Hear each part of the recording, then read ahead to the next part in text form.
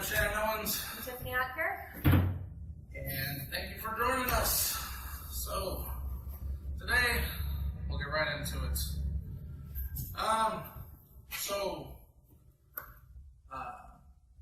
Wonder Woman. Wonder Woman. Yeah. The spoilery review of it. I just gotta say, wow. I did not think that DC could step it up as much as they did. Yeah. But I just have to say, this has set the bar so high for DC movies. I'm not sure that they are going to be able to continue at this rate. Yeah, see, I liked Man of Steel. Some people didn't. Yeah, I enjoyed it. I thought this was probably the best movie that DC's done since Man of Steel. I would say that too. I thought so. Honestly, I thought it was the best one since The Dark Knight. I don't put those in the DC universe anymore. I see them as a whole thing. In the DC universe, but it's the most well-written one since then. Man of Steel was good, but it had its faults. I really didn't see any faults in this. Yeah. The only fault, I think, if I had to nitpick about it, the only real fault that I thought was in it was that Ares didn't turn out to be who I thought he was going to be, and then he was kind of it seemed like a librarian type of guy. Okay, yeah. So this guy. Okay, I guess. I mean, honestly, sure. I liked the twist. I liked that it wasn't who we thought it was. Yeah. I agree that I think the costume and everything for him was awesome. I think they probably could have solved the issue you had with Ares had he changed form after revealing that he was Ares. If they had cast another actor to be how he really looks, just transform into Ares. Because it's like, really. Yeah. This is Ares. This is the god of war. Ned Flanders. He's supposed to be the god of war. That was my only nitpick on it. Honestly, that would make a lot of sense, though. Yeah, I guess it would. In a strange way. Yes, it would, yeah. That was really it. And the thing that really surprised me was that, we've seen lots of World War II era movies. Yes. And they still managed to keep it interesting and keep it unpredictable, and that's what really surprised me. Because and I know that there are probably going to be people that are be like, "Oh, it's just like Captain America, the first Avenger." I'm like, well, it's set in the same place. There's got to be similarities. I'm going to sound really stupid. I thought this movie was supposed to be World War I. Am I wrong? No, it was World War II. Oh, it was? Oh, yeah. The clothing seemed different. Nope, it's World War II. I didn't get the World War II vibe from it.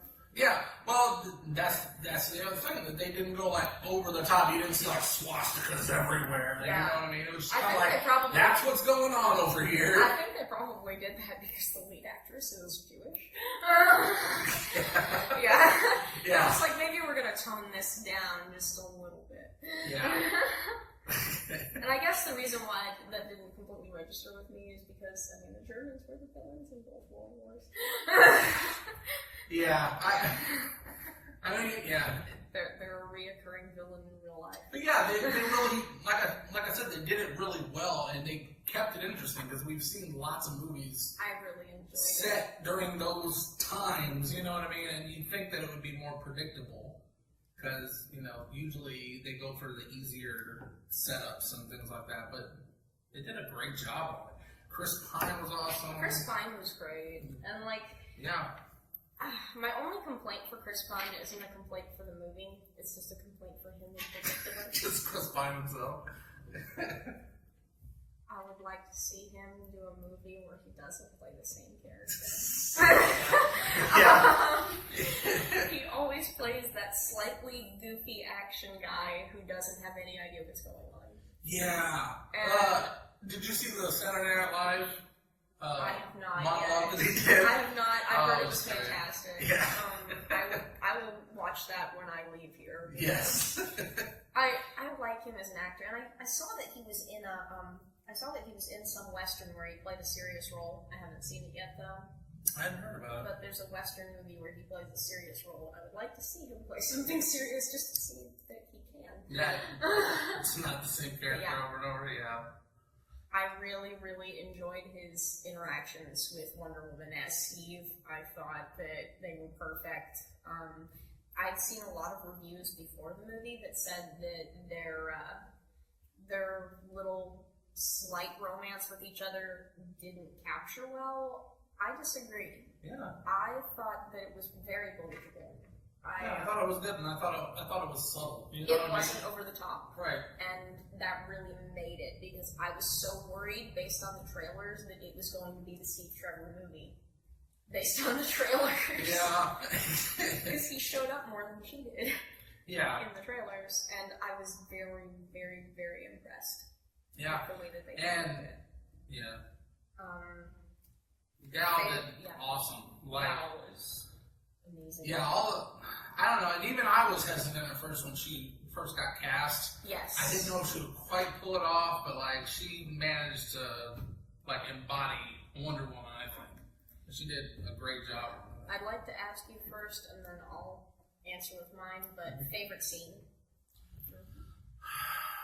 Favorite scene?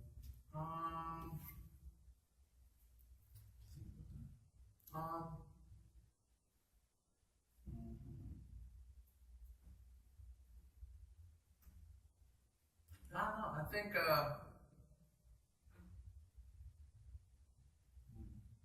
as far as the cinematics go and stuff, Yeah. like probably when they were talking about like the war that had happened. Oh, that was really well with done. Ares and Zeus and all that. Just it That's was like art and yes, yeah. where it looked like paintings. Yeah. That was really good. I'd like Cinematic-wise. to say for that part, if you can spare the money, go see this movie in 3D. It wasn't shot in 3D. I didn't see it in 3D. It wasn't shot in 3D, but all of the cinematics work beautifully. No, they've gotten really good over the years at the Yeah, putting it in 3D, afterwards. This movie was made for 3D. I mean, even though it wasn't shot in it, all of the arrows, the bullets, everything sticks out. It is such a beautiful 3D movie that if you do miss it, you are missing out on something. For favorite scene for me, I'd like to talk about a scene that almost didn't make it into the movie, that I really feel the entire movie would have lacked without it. I read a review last night that Patty Jenkins, the director, which this is also a huge accomplishment because not only is this the first big female superhero movie, but this is the first superhero movie directed by a female. yeah. And I think she did an excellent job. Yeah, I kind of thought that, this one had the most chance to be really good because it wasn't touched by Zack Snyder. Yeah. He was still an executive producer. Yeah, but I mean, Yeah. he's an executive producer, like, Sony is executive producer. Yeah, he's a- Spider-Man. yeah, he's an Marvel's doing it. Yeah. They get their name on it. He's an executive producer like the actors in movies are executive Right. producers. Exactly. She fought to put No Man's Land in the movie. The scene where Wonder Woman walks straight through No Man's Land Yeah. was going to be cut. Yeah, and I just thought about that when And that moment is so important on a metaphorical level that the entire movie would lose something if it was Yeah. cut. definitely. This is a spoiler review, so I mean, if you've Yeah. seen it, I'm pretty sure anybody watching this knows exactly what I mean. It says something, and everybody says it's to women, and it is meant to be to women, but I think it's a message that goes to everybody. When somebody tells you that you can't do something, but you believe that you can, you need to go You gotta for try it. it, You need to go for those opportunities. And I could not think of a better moment for her character to go through than that particular moment, because that's the moment where she drops her entire, like, Clark Kent. Yeah. That's where she drops her entire hidden self and truly becomes Wonder Woman. Yeah. She becomes Wonder Woman when she realizes, I can do this. Yeah. Nobody's going to tell me that I Now can't. it's time to stop hiding and just take out all Nobody's this. going to tell me that I can't do this. I am strong enough to do this. And I thought that embodied the entire movie. The entire movie embodied that scene. Yeah. And I was just blown away with this movie, and I sincerely hope that everyone involved is involved with every DC movie after Right. this. Yeah. I think kind of like I don't know, kind of like even though it wasn't the best, kind of Suicide Squad, kind of when the trailer Suicide Squad, I should say, changed like how they were going to approach like Justice League, stuff like that. Yes. Well, I think this is going to do the same and probably more because it was an entire movie and the tone and everything like that. They're probably going to try to replicate some of that. I believe that Suicide Squad was DC finding its footing. Right. It's like... But like they found it, like I said, during the trailer. Yeah, they did. They found it during the They're trailer. like, wow, people really like this trailer more than we thought. And I feel like Suicide Squad was DC finally learning to walk, and Wonder Woman is DC finally learning to run. Right. And if they keep it up, they're going to have huge successes with movies, which is something that I have never been able to say about DC. Right. And that makes me sad because everybody who has watched KAPOW knows that I love DC more than Marvel. I'm like the black sheep here. I've always been a huge DC fan, and I'm so glad that of all the movies that they got right, it was Wonder Woman. Right. Because Batman's been done, Superman's been done before. Wonder Woman we have never seen on the big screen, and she did not. Yeah. Wonder Woman really needed a win, and they totally clinched it. Yeah. Absolutely did. If you haven't seen this movie and you've somehow been spoiled for the entire thing, please watch this movie. Please watch this movie, see it in 3D. It's definitely worth it. Yeah. I'm definitely going to buy it when it comes out, because I'd say if I had to compare it to a Marvel movie, I'd say that this was their Winter Soldier. Yeah. Like, this was their Winter Soldier moment for DC. This was when they fully put together a story that stands by itself. Right. And it wasn't just a setup for something else. Yeah, it wasn't just a setup for Justice League. It stands alone. I mean, within the Justice League, I'm sure it's going to be fantastic. Yeah. But you can watch this and not see Justice League and not feel like you've lost anything. No.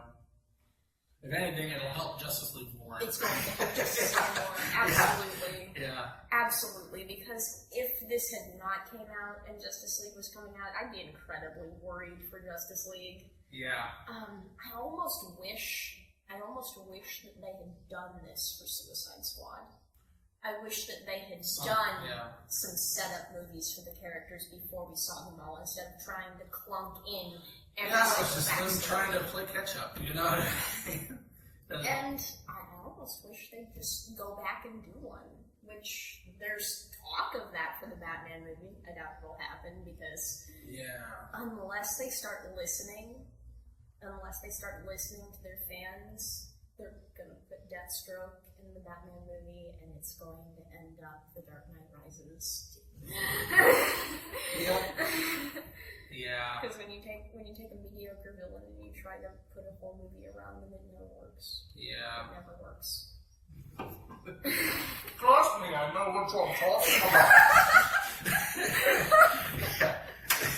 Oh my god, that meme. Oh my god. So. At least we have the memes. At least we have the memes. We'll always have the memes. Oh. Yeah. so, well, Friday, The Mummy came out.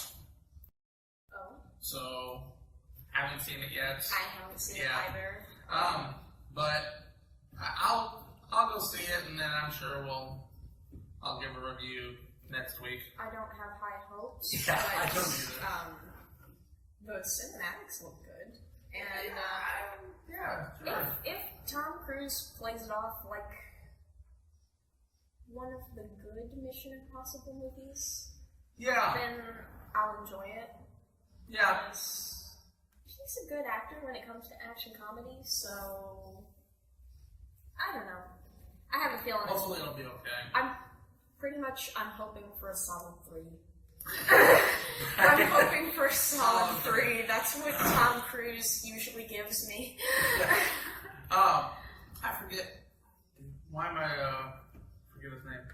I was really surprised to find out that what was Russell that? Crowe? Yeah, Russell Crowe. Russell Crowe. Was playing Dr. Jekyll. Yeah. Because like they showed him in the preview, but they never really said who he was. He was just like a random guy. So that intrigues me a bit more and makes me want to see it more. Yeah. Because I want to see how they're gonna, line up the Universal monsters. Like this is supposed to kick that off. So I want to see if they really pull it off, or if they're just trying to rush it and get the universe out there. Yeah. So with him being Dr. Jekyll, do you think with having the Mummy and then Dr. Jekyll, do you think that they're trying to do like a League of Extraordinary Gentlemen? They're trying. That's the plan. That's in this. Really? The Mummy's supposed to kick it off. Oh. As a Universal Monsters franchise. I would definitely be excited to see that. So yeah, when I heard that he was Dr. Jekyll, I'm like, oh, okay. Well, that makes me want to see the Mummy even more. If they can pull it off the way that Kong has set up the Godzilla movies to come out, yeah, at least. If they can at least pull it off like that, I'd be really excited to see that because I'd like to see a 2017 Frankenstein movie. I mean, they'll have to come with it a bit more because they're supposed to be at least human-like. You know what I mean? Like Kong kind of had a little bit of it didn't have to be. He didn't have to give so much of a performance. There wasn't a whole lot of real depth. These characters require a bit more. Yeah. So I'm interested to see it. I'll see it. Like I said, next week we'll probably give a review on it. Sounds good. Yeah. Wanted to kind of maybe highlight a couple movies that maybe you had seen the preview for, and maybe you hadn't. The first one that I just recently saw the trailer for called Logan Lucky. And I just saw this today. It looks hilarious. If you haven't seen it, oh my goodness. Channing Tatum, Adam Driver, and Daniel Craig. Katie Holmes. Yeah, Katie Holmes, Hilary Swank.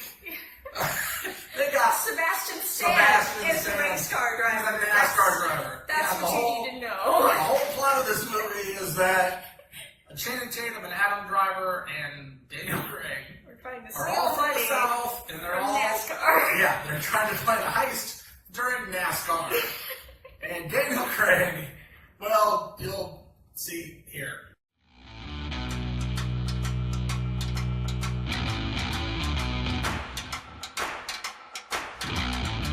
Jimmy, I'm just gonna say it. I gotta let you go. You were just fired. I was let go for liability reasons involving insurance. The one-armed bartender. You need to show a little respect. Charlotte Motor Speedway. I know how they move the money. The only guy who knows anything about blowing up real bank vaults is Joe Bang. I am incarcerated. Yeah, we got a plan to get you out. The Coca-Cola 600 is the biggest race of the year. We need a computer whiz. I know everything there is to know about computers, okay? Do you? All the Twitters, I know them. Welcome to the Coca-Cola 600. How many yards away is the vault? 20 yards. I don't know, maybe 30. Is it 20 or is it 30? We are dealing with science here.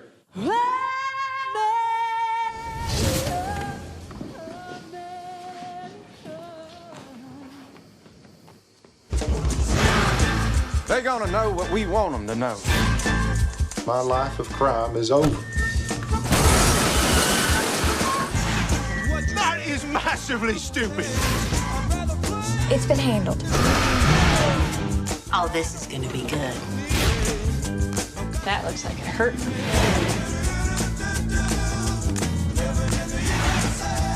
I want everything on Jimmy Logan. I'm about to get naked. So no bacon. I said no bacon. You Logans mustn't be as simple-minded as people say. People say that. Would you give me my arm, please? Is it this one?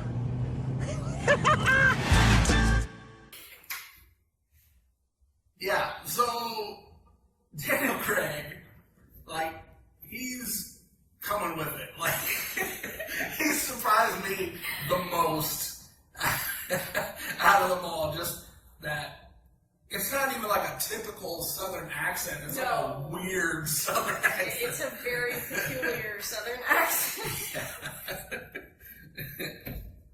Anyway, yeah, that comes out in August. And the other one I saw the trailer for when we went to go see Wonder Woman, and that was Atomic Blonde. And I really am excited for this one. It's Charlize Theron, right? Yep, Charlize Theron and James McAvoy. She looks so awesome. Yeah. I think Charlize Theron's going to be like the first one to try to, on the female side, to try to go the Taken route. Yeah. You know what I mean? Like, she's kind of, she's honestly, getting up there in age, so she's trying to be badass. I want to Google this right now, but I swear I think this is a graphic novel. Yeah. But, yeah. I think it is. James McAvoy is kind of going back to, it seems like it's going back to, like, Wanted. Yeah. And I'm probably one of the few people that actually liked that movie. Yeah. It was entertaining. No, I liked the movie too. I thought it was good. Yeah. It bombed really bad. Yeah.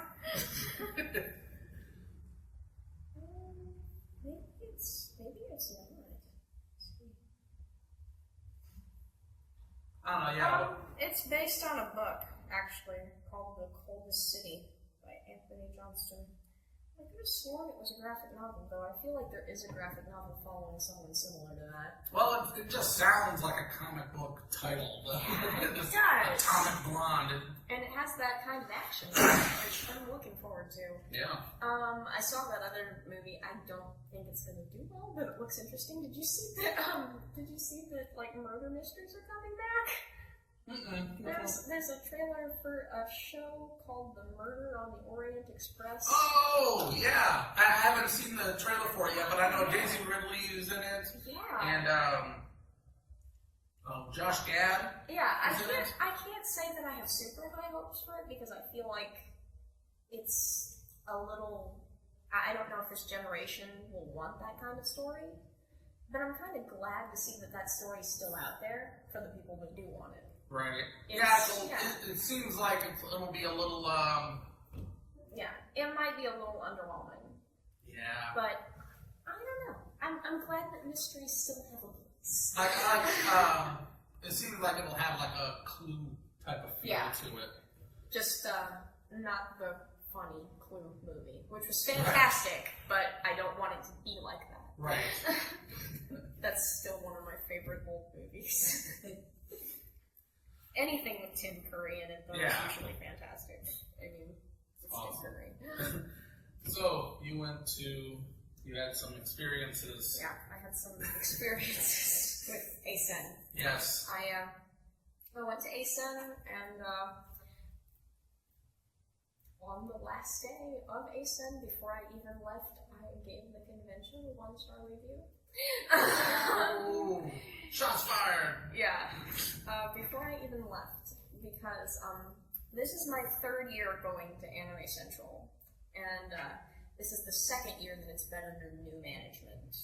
And I just have to say that this new management does not know what they're doing. They're very, very rude. And I don't think I will be going back to Anime Central again unless I hear more positive reviews from people that have went. Step it up, Anime Central. or that I learn that they're under new management, which I really, really hope happens. Because I don't even think if I got positive reviews from other people, I'd want to come back under this management. Yeah.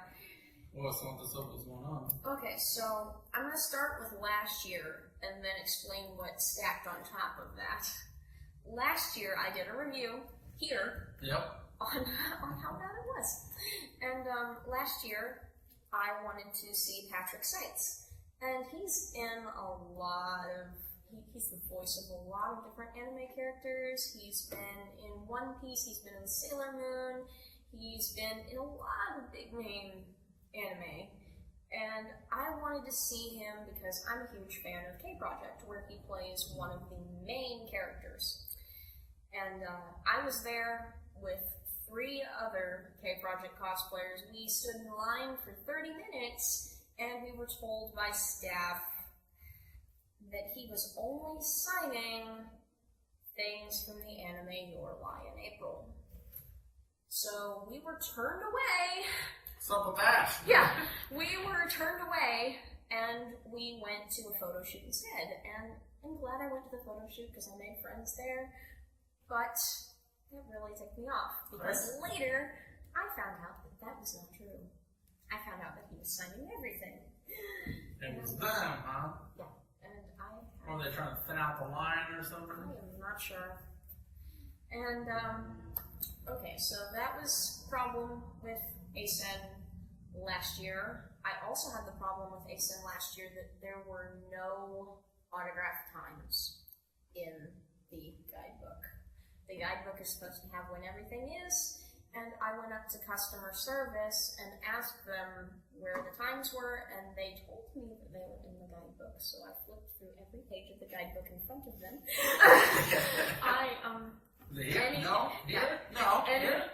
Anybody who knows me knows I'm a bit passive aggressive. Only a tad, only a tad, a lot. Only a lot. So I tell them that, and they tell me that I have to go up to the autograph area, and I go there, and they give me the times, and I go, and then they turn me away. So this comes to this year. Now, someone is there who is even more exciting, in my opinion. Crispin Freeman is there. Everybody knows and loves Crispin Freeman because Crispin Freeman is the voice of Alucard from Hellsing and Hellsing Ultimate, which is probably the most badass bro anime to ever exist. And I love it because it's vampires hunting robot Nazis. I mean, if that does not excite you.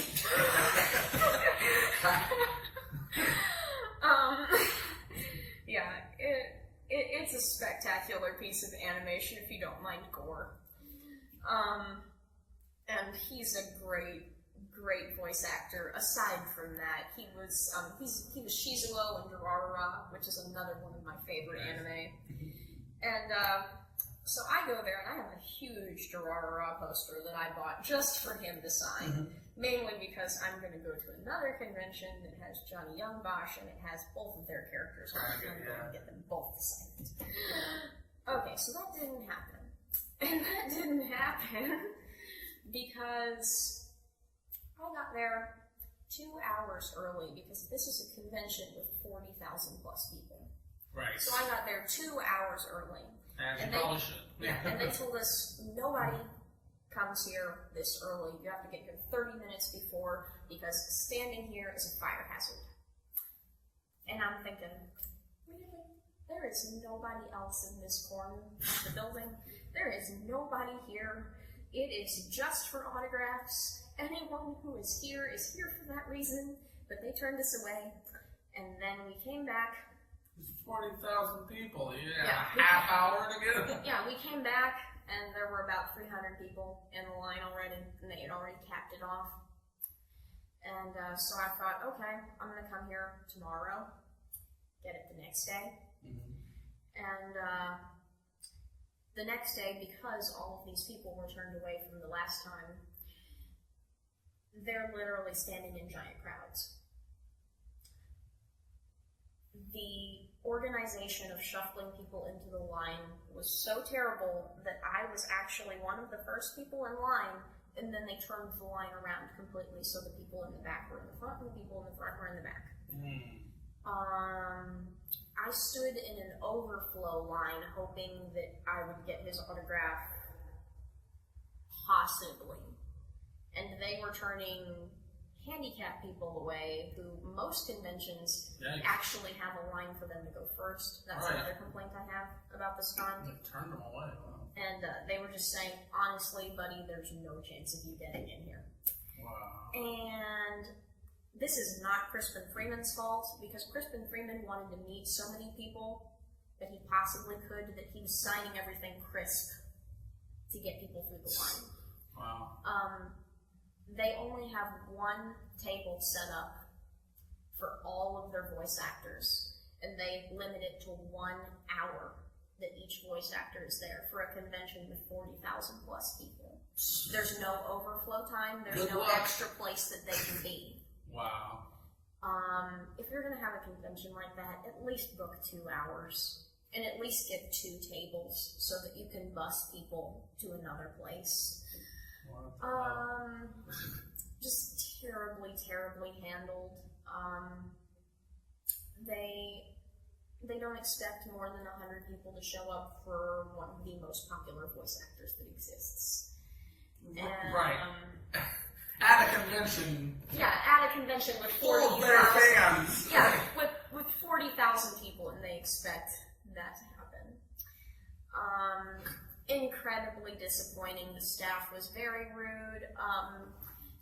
As the convention was closing, they had the speakers announcing that the convention was closing, which is the way it should be. Yeah. But then they had squadrons of people running down the hall, staff clapping and telling people to basically GTFO. Yeah, wow. Yeah, they were singing, and they were just like, if you see it and you like it, buy it now.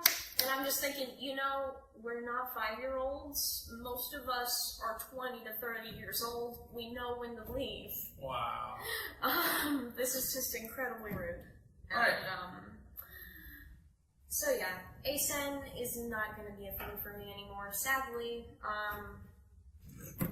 I have a lot of friends that go there. I will miss them. I will try to go to other conventions that they go to.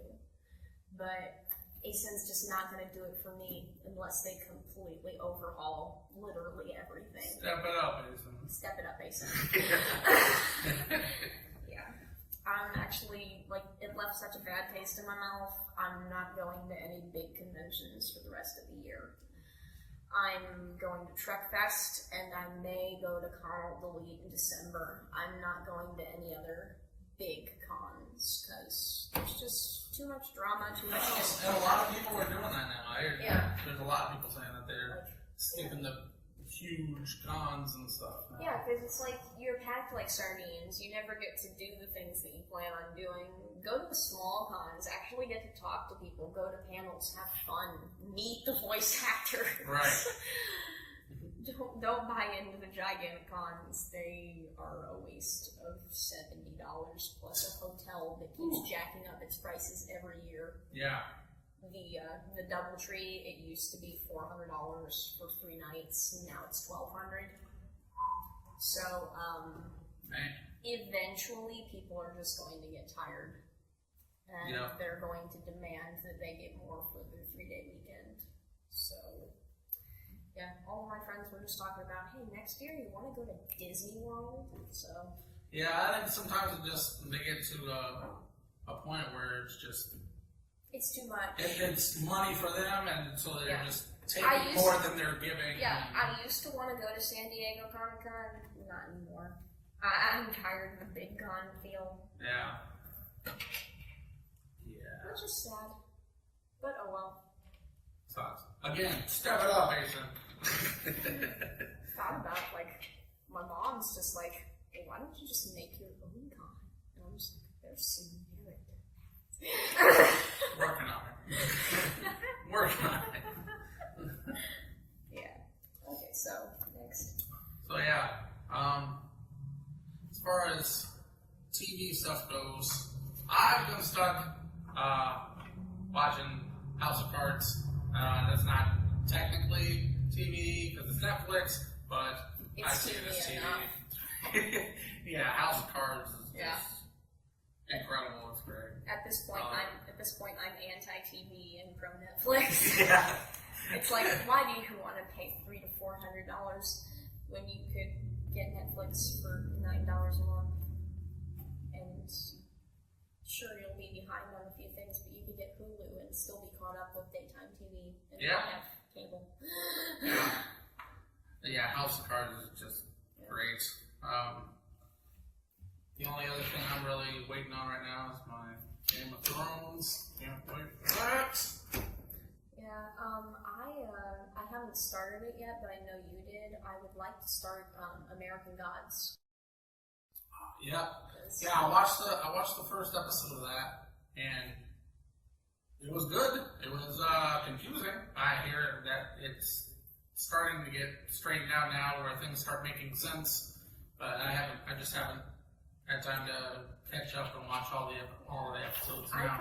I could possibly review it next week because I'm probably going to download them all and binge. Yeah. And not illegally. I have stars. I'm gonna download them off of my DVR. It's on demand. Yeah. But yeah, American Gods was. Yeah, it looked. Yeah, it's. That first episode was. The original. Wow. The original book was written by Neil Gaiman, which that tells me that I really need to see it because he's a very, very good author, director, everything. Yeah, it's a bit of a mind trip if you're not familiar with it. Just be prepared for craziness. And I hear that it gets crazier. Yeah, I have to ask: is it a Tarantino type mind trip, or is it different? No, I don't even know what I could compare it to. Like, because it's not. There's like magic in it. Yeah. So it's not even like, all real world mind trips. The premise of it is that everybody moving to America has brought their gods over. Is the premise. Yeah. Yeah, just, I don't know, be prepared for anything. Almost with a little bit more so, but almost with a Game of Thrones type of attitude. You just kind of, anything can happen. Everything is on the table. The most insane shit can happen anytime. Just be prepared for it. That's exactly why I want to watch it. Just roll with it, and hopefully it'll make sense later, right? Yeah. But yeah, that's what I've been stuck on. Yeah, I've just been watching a lot of CW shows. Nothing exciting. Yeah. I've finished up the season of the 100. It's still good. It's just, it's a slow-paced show. It's finally picking up the pace again. They did a huge time skip at the end of the season finale, so that's going to be interesting to see how that works out. Yeah, I haven't watched the 100. I've heard about it, and I've heard some good things. I really enjoy it. It does deviate from the original books, but I really enjoy it as a sci-fi series. Cool. Yeah. How many seasons do they have of it? Oh goodness, I think the next one will probably be 5. I may be wrong. Really? It's 4 or 5. The next one will be. I'm really excited for Fear the Walking Dead, which is coming back. I thought that the last season was really, really well done with the hotel. I am really anxious to see where they take it this year. I don't know how they're going to top it because they've had. Maybe they will. Maybe they won't. It's TV sometimes. The thing, the difference between The Walking Dead and Fear the Walking Dead is The Walking Dead, every season, they think, what kind of people can we introduce to make a strange group that our group has to deal with. Right. But Fear the Walking Dead is different. Fear the Walking Dead is what kind of place can we put zombies that is even more uncomfortable than the last? Because second season they had zombies on a boat. Like, I mean, they were literally surviving in the ocean and still had to deal with zombies.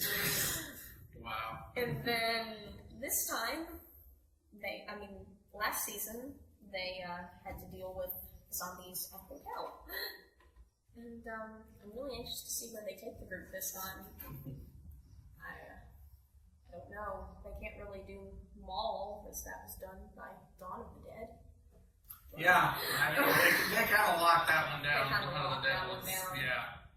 In a great way. Yeah. That was Dawn of the Dead was awesome. I have the director's cut of that movie. That was a great zombie movie. Yeah. Alright, so video game stuff. Video game stuff. So I was wanting to talk a little bit and maybe open up a discussion about VR. I recently was very close to purchasing a VR, the PlayStation VR, and I went and I got the set and I held it in my hand and everything, and then I was like, and then I looked at the back. I didn't realize it, but it didn't come with the Move controllers or the camera. So it's like $400 and no camera or Move controllers. So then you had to go get that too. I was just like, jeez. You know, it's a little further than I want to go right now. So maybe later. But like, what do you think? Like, are you intrigued with VR? What would it take to get you to go get one? A really good deal on eBay. That's how I got my Wii U. Yeah. Because it came with a Wii, it came with old Wii controllers, and it came with about 30 games. Yeah, I like to buy things in lots after they've been out for a while, so I can get them cheap. Yeah. The only time that I really buy a big game is when I'm really, really, really hyped about it. Right.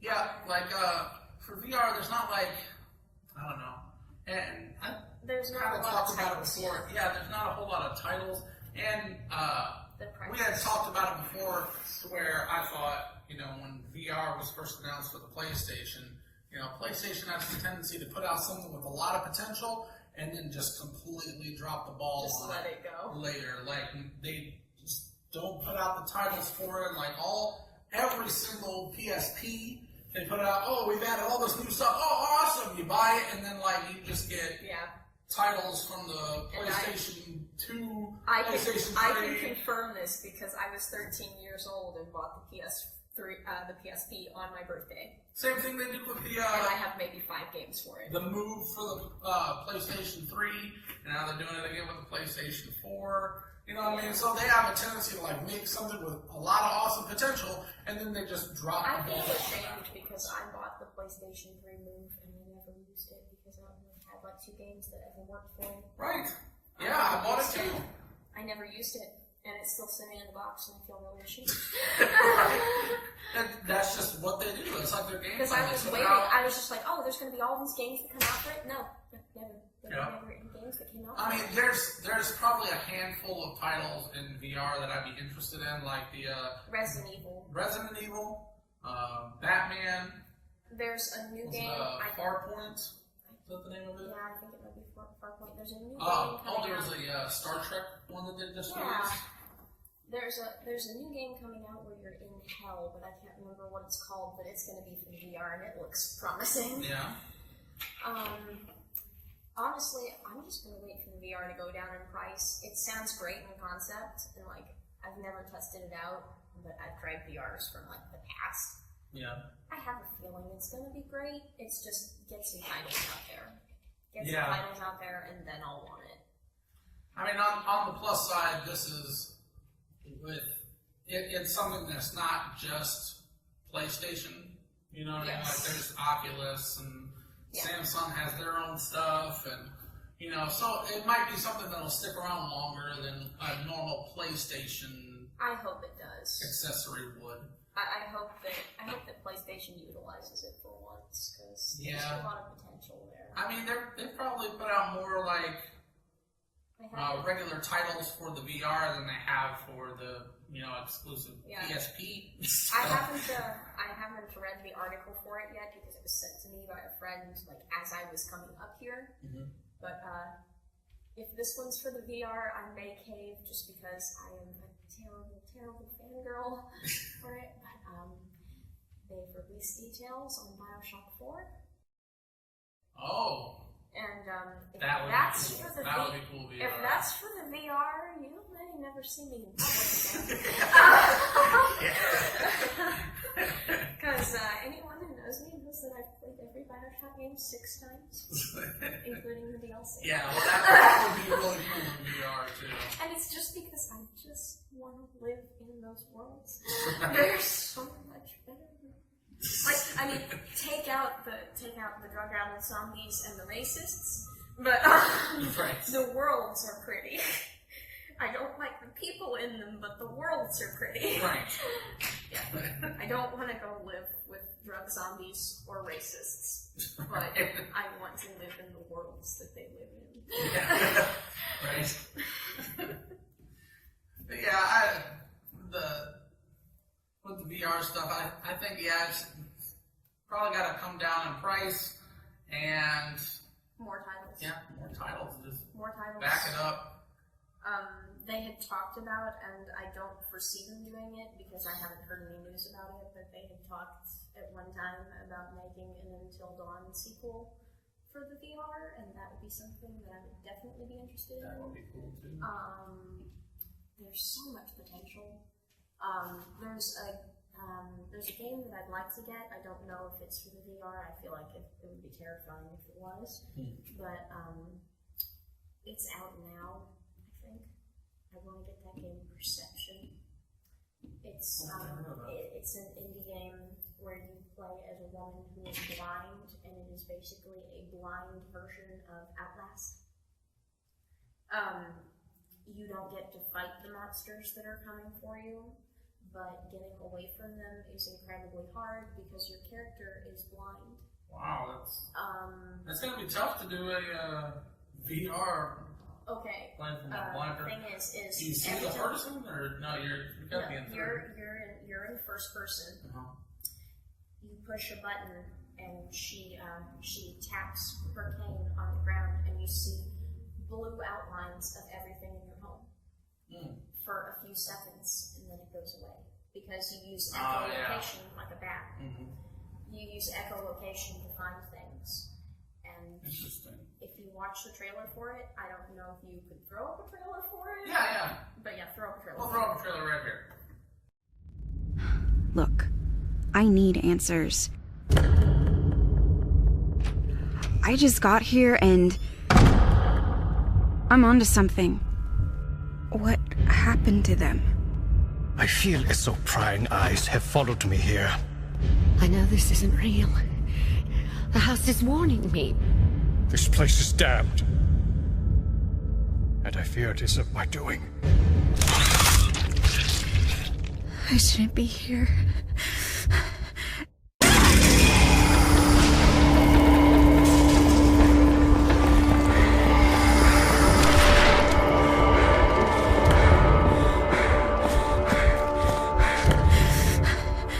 This is all wrong. I gotta get out now.